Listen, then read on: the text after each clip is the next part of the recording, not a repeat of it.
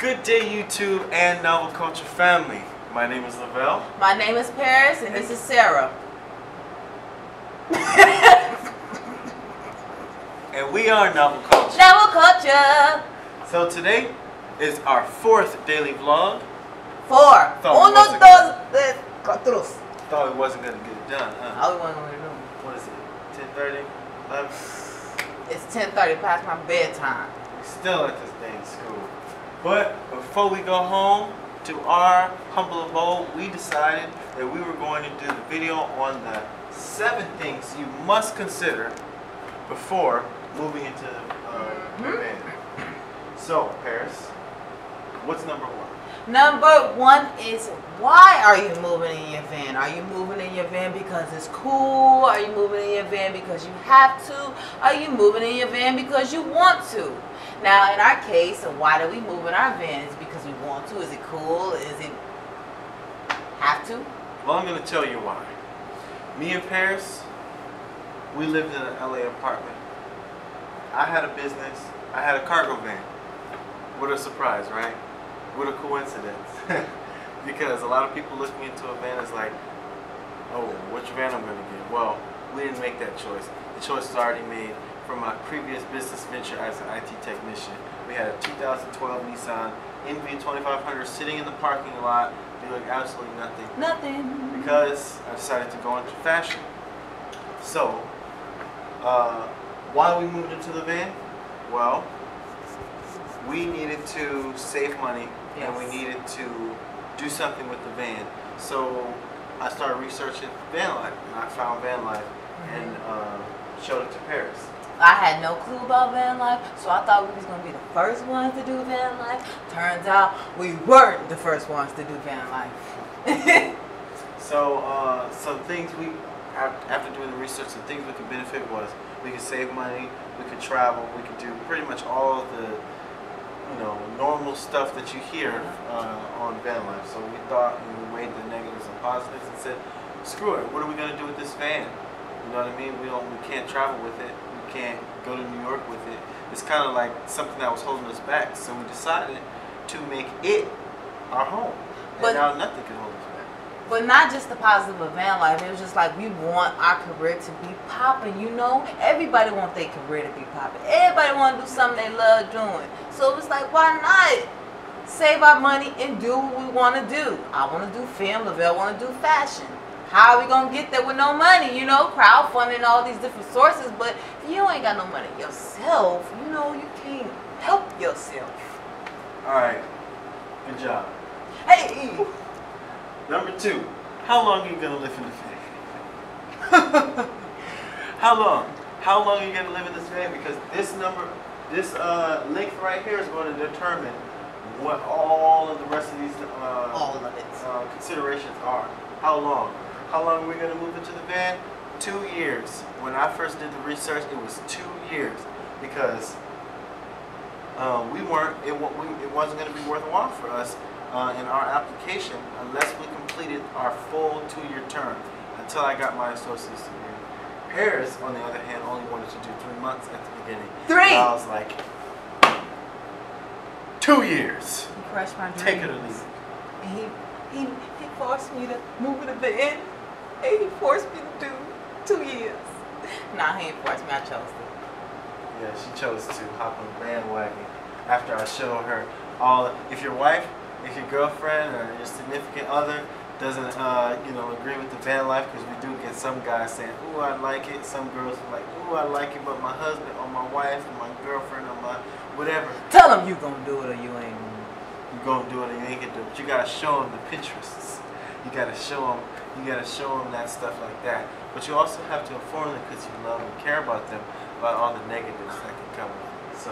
So you telling me you talking about manipulating your significant other? You talking about manipulating? Oh, no.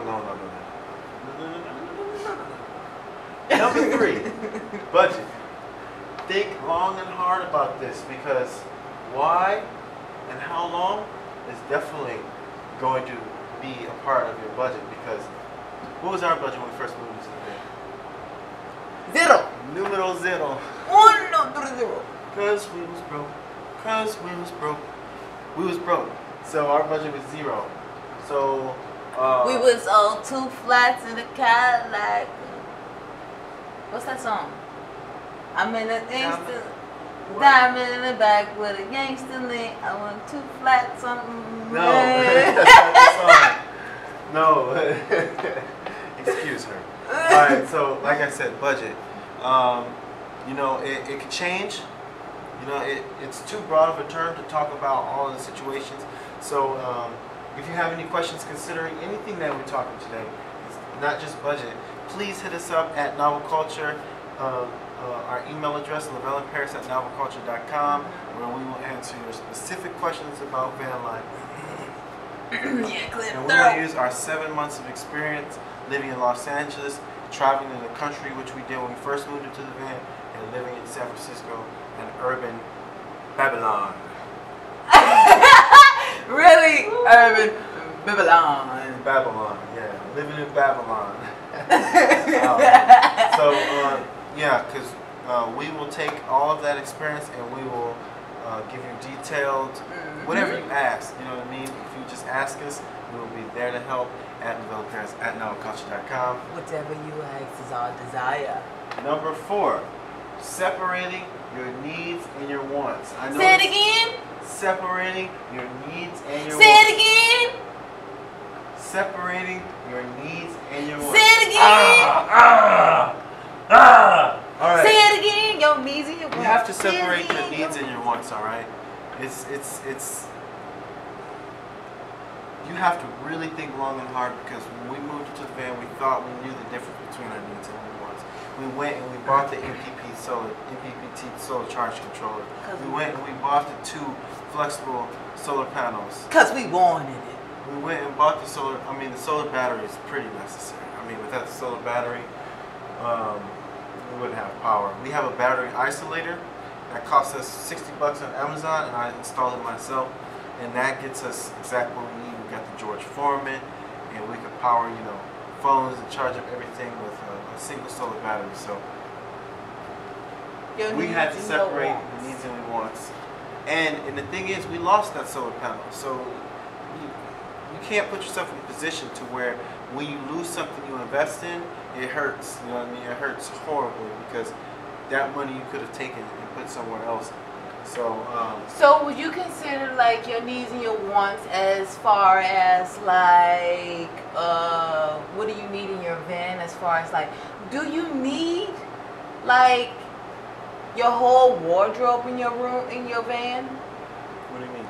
Like, do you need your whole closet in your van, or do you need like, do you need all that? Like, sure, I recommend. Do you need a refrigerator? It just depends on how your van is. Honestly, our van is set up in a way that makes our first 2 years, because we did it once and we knocked it down again and did it for what it's currently now, and that's gonna have to last us until we either get rid of the van or we move out of the van. So that's a final configuration, and our configuration allows us to have 1 tub apiece, 1 standard tub apiece of clothes, and all of our hygiene stuff is in there.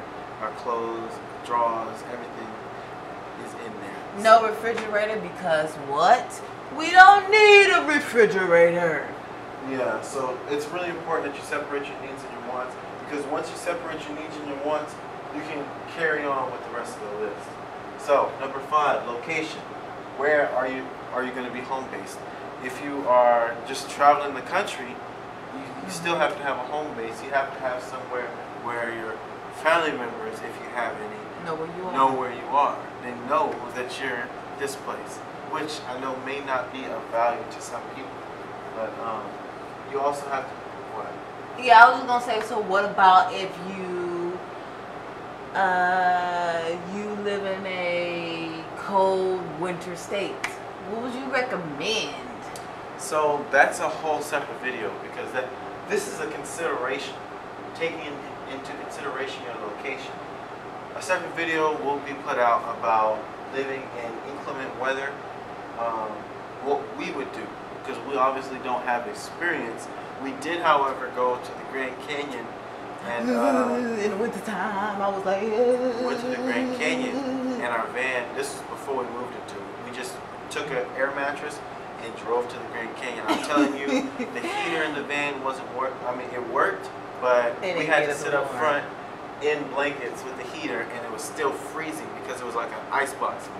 We were at very high elevation, so it's not. You cannot be unprepared in a situation like that. So I know it may not be as good as being in Southern California, but if you're going to, don't let the location stop you from moving into a van if you wish to do so.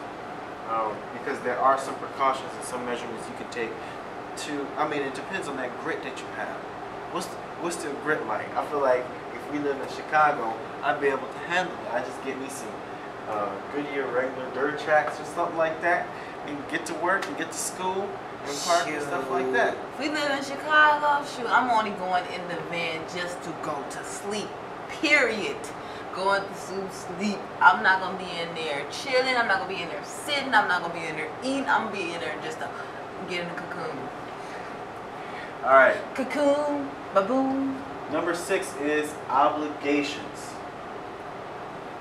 Obligations such as school, work, baby mama drama, baby daddy drama, taking care of your mom, taking care of your dad.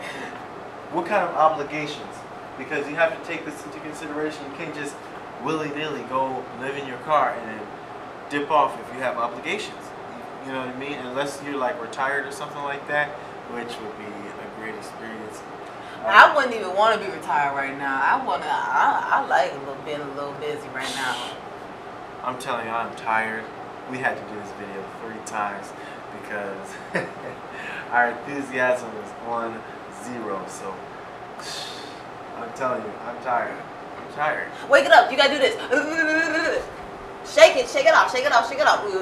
Jump jack. Jump jack. Jump, jump. Ooh. Get it. Get it. Get it. Get it. Get it. Now shake your head. Shake your dress. Shake your dress. All right. All right. So obligations. Make sure you take obligations into consideration because you could mix these two up. When you think about how long you're going to do it, you can think about your obligations. For example, my associate's degree is over the end of summer 2019. Last credit. Boom, associate's degree. I said we're going to move into the van for 2 years. Yeah. So that, boom, I didn't think about it because I didn't know which degree I was going for exactly at the time. But boom, right at the 2-year mark, I get my associate's degree. So we can either move out of the van, get a better van, or so on. We have the choice to do so because we would have fulfilled our goal because of our obligation, and that is school. So failure is not an option. Failure is not an option. you have to think about that if you're going to move into a van. But number 7, hygiene. That booty. Get that booty clean. How you going to wash that behind? How you going to wash that tail? You have to take that into consideration. You have to have a plan A, a plan B, and a plan C, because you skip those days, they're going to catch up with you. They're going to catch up with you. How they going to catch up with you? You're going to be like this. Boing. Whoa. Whoa. You got to watch out. You might be like, woo. And your significant other going to be like, boing. Ding, ding.